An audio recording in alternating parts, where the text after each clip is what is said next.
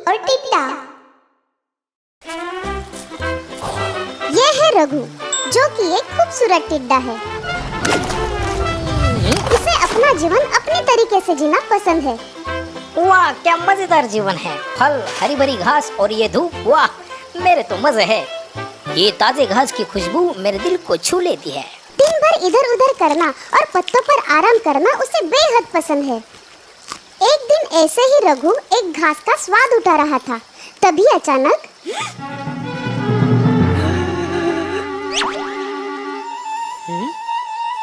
ये क्या देख रहा हूँ मैं नींद में तो नहीं हूँ ना। ये फल चलते हुए मेरी तरफ ही आ रहे हैं। पर फल कैसे चल सकते हैं? बचाओ बचाओ, कोई मेरी मदद करो। भूत भूत।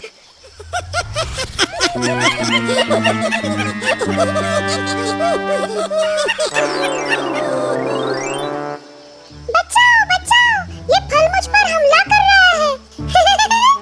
क्या रघु, तुम भी एक फल से डर गए? मैं तो बिल्कुल नहीं डरा था। तुम्हें पता है ना, मैं एक टिड्डा हूँ जो हमेशा बिंदास रहना पसंद करता है। ओ हाँ, सही कहा रघु, पर अब मान भी लो कि तुम डर गए थे। मेरी छोड़ो, ये बताओ कि ये एक फल लाने के लिए तुम 4-4 चीटियां जाती हो। मैं तो तुमसे काफी बड़ा और ताकतवर हूँ, इसलिए मैं अपना काम खुद करता हूँ। मुझे किसी के सहारे की जरूरत नहीं पड़ती। क्या मैं इस फल को खाने में तुम्हारी मदद करूँ? बकवास बंद करो रघु, ये फल अब खाने के लिए नहीं है। फिर? सर्दियों के मौसम में काम आएंगे। सर्दियों के मौसम के लिए? वो देखो।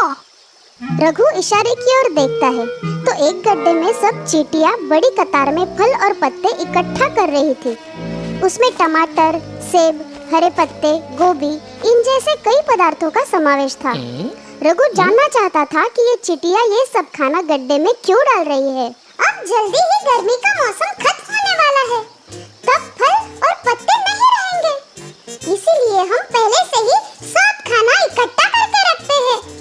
हमें पहले से ही तैयार रहना चाहिए, नहीं तो हम भूखे मर जाएंगे। तुम चींटी हो चींटी, इसलिए तुम्हें ज्यादा मेहनत करनी पड़ती है। मेरे लिए ये चुटकियों का काम है। इतनी भी जल्दी क्या है? आज करे सो कल कर, कल करे सो परसों, क्योंकि मुझे जीना है बरसों। चींटियों को पता था कि रघु उनकी बात नहीं मानने वाला था। वो वहाँ से अपने काम के लिए आगे बढ़ती है, लेकिन वो जानती है कि रघु बहुत बड़ी गलती कर रहा है। ये चिटिया भी ना बड़ी अजीब है। इतना बढ़िया मौसम है और ये काम कर रही है? और परेशान तो ऐसे है जैसे दुनिया खत्म होने वाली है।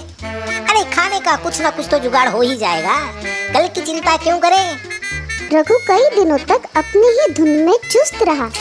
उसे आने वाले सर्दी के मौसम की बिल्कुल भी परवाह नहीं थी। हरी घास खाने की वजह से वो मस्त मोटा भी हो चुका था। एक दिन ऐसे ही रघु आराम कर रहा था, तभी बड़ी संख्या में चींटियां हरी पत्तियां और टहनियां लेकर जा रही थी। ए सुनो, तुम ये पत्तियां और टहनियां लेकर कहाँ जा रही हो? सर्दी के मौसम में ठंड से बचने के काम आएगी। तुम्हें भी अभी जमा कर लेनी चाहिए रघु। तुम सच में ना पागल हो पागल। सिर्फ ठंड से बचने के लिए इतनी मेहनत? चींटियां जानती थी कि रघु उनकी बात बिल्कुल नहीं मानने वाला, इसलिए वो जाने लगी। तभी अचानक मेरा पैर! क्या हुआ? तुम ठीक तो हो? मेरा पैर बहुत दर्द कर रहा है। मैं चल नहीं पाऊंगी। कोई बात नहीं, तुम एक काम करो, तुम मेरे पीठ पे बैठ जाओ, मैं तुम्हें घर छोड़ देता हूँ। सच्ची? क्या तुम ऐसा कर सकते हो? हाँ, क्यों नहीं, चलो आ जाओ। रघु चींटी को साथ लेकर उड़ चलता है। उस चींटी को भी बहुत मजा आता है। उसने हरी भरी जमीन देखी, बड़े बड़े झरने देखे। उसे हवा के झोंकों का एहसास हो रहा था। जब वो चींटी के घर के नजदीक पहुंचे तो रघु ने देखा कि बहुत सारी चींटियां पत्ते लेकर एक बड़े से गड्ढे में डाल रही थी। ये सब देखकर रघु दंग रह गया। शुक्रिया रघु। कोई बात नहीं, उम्मीद है तुम्हें मजा आया होगा। संभल कर जाना और अपने पैरों का ख्याल रखना। सुनो रघु, क्या तुमने पत्ते और खाना इकट्ठा किए? और सर्दी के मौसम में कहाँ रहोगे? अरे मैं तो बड़ा हूँ, शक्तिशाली हूँ, कुछ ना कुछ तो बंदोबस्त कर ही लूंगा। कल की चिंता आज क्यों? हाँ? ऐसे बोलकर रघु वहाँ से उड़ निकला। धीरे धीरे मौसम में बदलाव आने लगे। गर्मी का मौसम खत्म होने वाला था। पेड़ों के पत्ते सूखकर गिर रहे थे। घास का रंग भी बदल चुका था। रघु अब भी निश्चिंत था। खा खा के वो मोटा हो चुका था। वो अब बचे हुए हरे पत्तों का लाभ उठा रहा था। आजकल ये चींटियां नजर नहीं आती। लगता है वो भी मेरी तरह मौसम का मजा ले रही है। पर अब क्या फायदा, जब मौज मजा करने का समय था तब सारा समय वो काम में लगी हुई थी। सर्दी का मौसम आ गया। चारों ओर बर्फ गिर रही थी। हरी घास तो देखने भी नहीं मिल रही थी। पेड़ पौधे सूख गए थे। रघु अब खाने के लिए तरस रहा था, लेकिन अब बहुत देर हो चुकी थी। रघु को ठंड लग रही थी। वो गर्माहट वाली जगह ढूंढ रहा था। इसी हालत में हफ्तों बीत गए। रघु की सेहत खराब हो रही थी। उसके पास ना कुछ खाने के लिए था और ना ही रहने के लिए कोई जगह। तभी अचानक उसे चींटियों ने कई बातें याद आती है।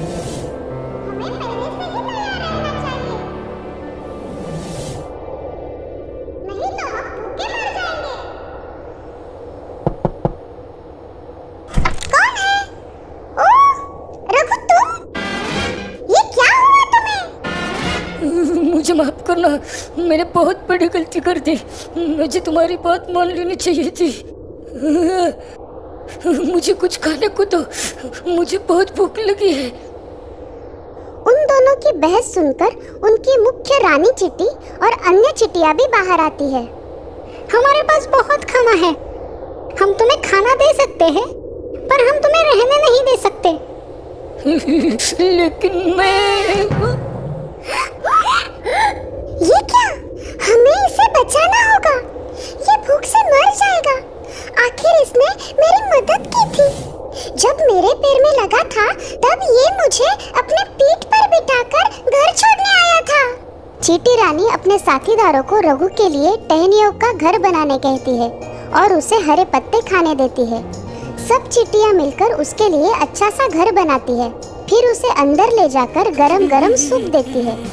कुछ ही देर में रघु अपने पैरों पर खड़ा हो जाता है। धन्यवाद रानी साहिबा, आपने मेरी जान बचाई। तुम बहुत अच्छे हो रघु। तुमने हमारी चींटी की मदद की थी, हमने इस बार तुम्हारी मदद की। पर याद रखना, हमें हमेशा आने वाले कल के लिए तैयार रहना चाहिए। मैं समझ गया रानी साहिबा, मैं फिर ऐसी गलती नहीं करूँगा।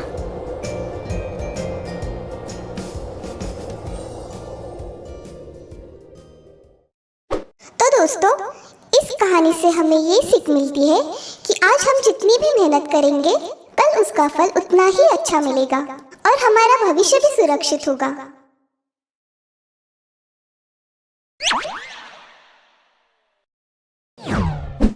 मेंढक और गाय। तालाब में एक बड़ा मेंढक अपने से छोटे मेंढकों को डराकर उनसे अपनी जय जयकार करवा लेता था। सबसे बड़ा कौन, बोलो सबसे बड़ा कौन? आप हुजूर, आप हुजूर। सबसे बड़ा कौन, बोलो सबसे बड़ा कौन? आप हुजूर, आप हुजूर। सबसे बड़ा कौन, बोलो सबसे बड़ा कौन? तभी अचानक और एक छोटा सा मेंढक कहीं से दौड़कर आता है और अलग नारा लगाना चालू करता है। ओ हुजूर, ओ हुजूर। ये तुम क्या बोल रहे हो? हाँ? माफी हुजूर, माफी हुजूर, पर वो पहाड़ पर जो खड़ा है वो आपसे बड़ा है। क्यों? मेरे से बड़ा कोई नहीं हो सकता है। हाँ हाँ हुजूर, आपसे भी बड़ा है। बड़ा मेंढक अपने आप से कहता है, सच में अगर मेरे से बड़ा कोई जीव होगा तो ये लोग मेरा जय जयकार करना बंद कर देंगे। ये तो टेंशन वाली बात है। चलो हम भी देखना चाहते हैं कौन है हमसे बड़ा। सबसे बड़ा कौन, बोलो सबसे बड़ा कौन? आप हुजूर, आप हुजूर। सबसे बड़ा कौन, बोलो सबसे बड़ा कौन? आप हुजूर, आप हुजूर। अरे ये तो सच में मुझसे बड़ा है। हुजूर, आप उसके सामने कितने छोटे लग रहे हो। बड़ा मेंढक गुस्से से लाल हो जाता है। हाँ, अरे इसमें कौन सी बड़ी बात है, मैं तो इससे भी बड़ा हो सकता हूँ।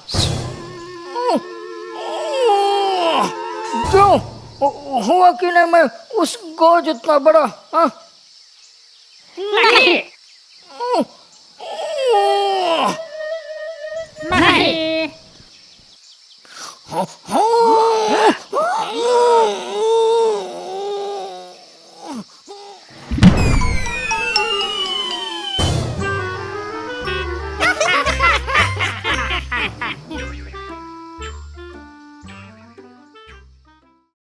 तो बच्चों, हमें इस कहानी से ये सीख मिलती है कि हर कोई अपनी जगह सही होता है।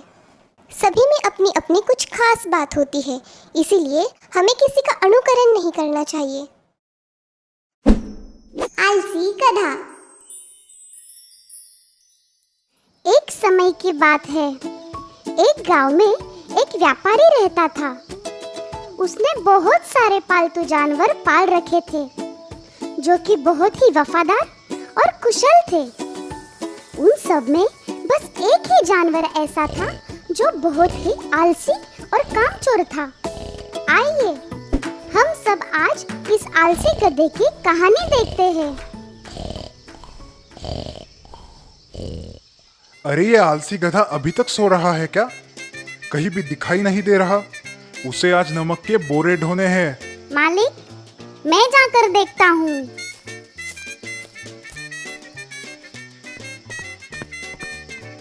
ओह, आलसी गधे, जल्दी उठो, तुम्हें आज नमक के बोरे ढोने हैं। तुम जाओ, मुझे कुछ देर और सोना है।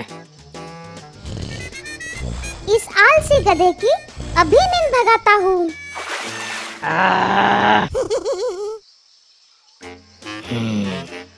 ये बंदर हमेशा मालिक की चापलूसी करता रहता है।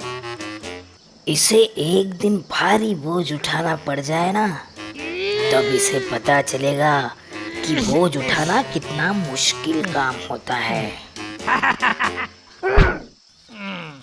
हम कुछ दिनों के लिए नमक का व्यापार करेंगे। जी मालिक। शाबाश! इतना सारा काम पड़ा है और तुम दोनों को मजाक की पड़ी है। बंद करो। व्यापारी और गधा बाजार की ओर निकल पड़े। गधा अपने काम से बिल्कुल भी खुश नहीं था। जल्दी करो। मालिक, मैं बहुत थक गया हूँ। अपना आलसीपन मत दिखाओ और जल्दी चलो। गधे के थकने का नाटक मालिक के सामने नहीं चल पाया।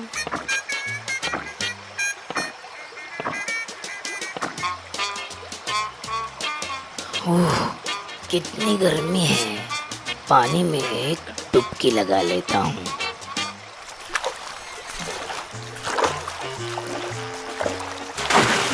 अरे क्या कर रहे हो?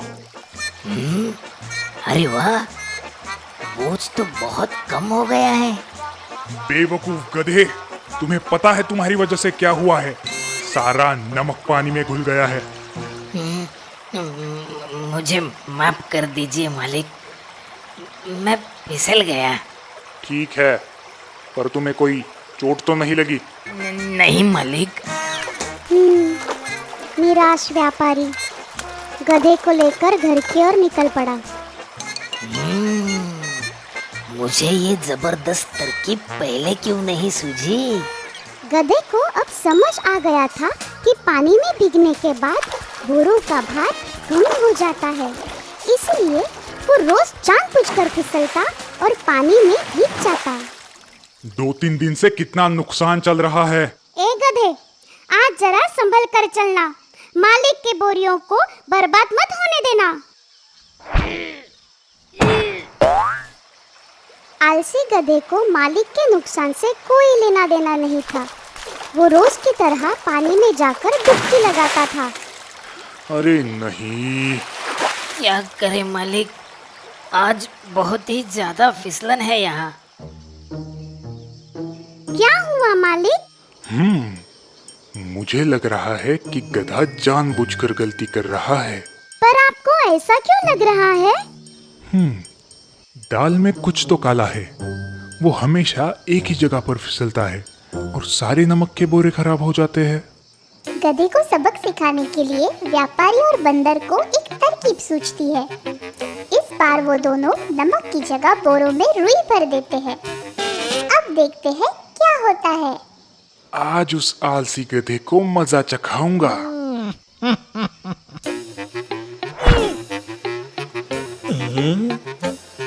आज तो बोरों का भार बहुत ही कम है।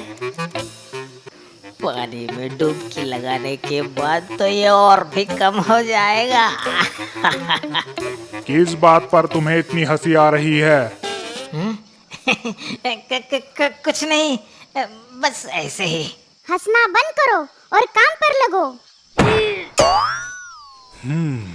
आज देखते हैं तुम क्या करते हो।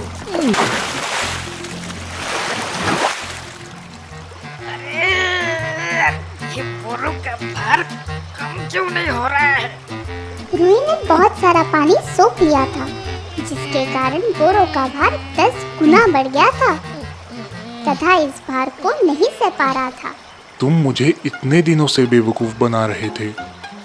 तुम्हारी वजह से मेरा कितना नुकसान हुआ है, तुम्हें इसका अंदाजा भी है क्या? अब तुम्हें अच्छा सबक मिला है। मुझे माफ कर दीजिए मालिक।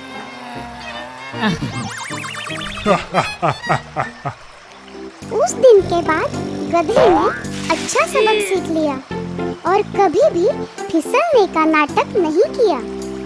फिर चाहे आए नदी में बाट, गधा ले जाता बोरिया संभाल। आज हमने सीखा कि हमें हमेशा मेहनत और लगन से काम करना चाहिए। आलसपन से और ज्यादा मुश्किलें बढ़ती है।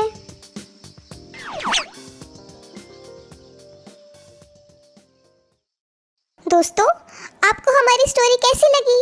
हमें कमेंट करके जरूर बताइए। इस स्टोरी को लाइक और शेयर करें और हाँ, हमारे चैनल को सब्सक्राइब करना ना भूलें। Thank you.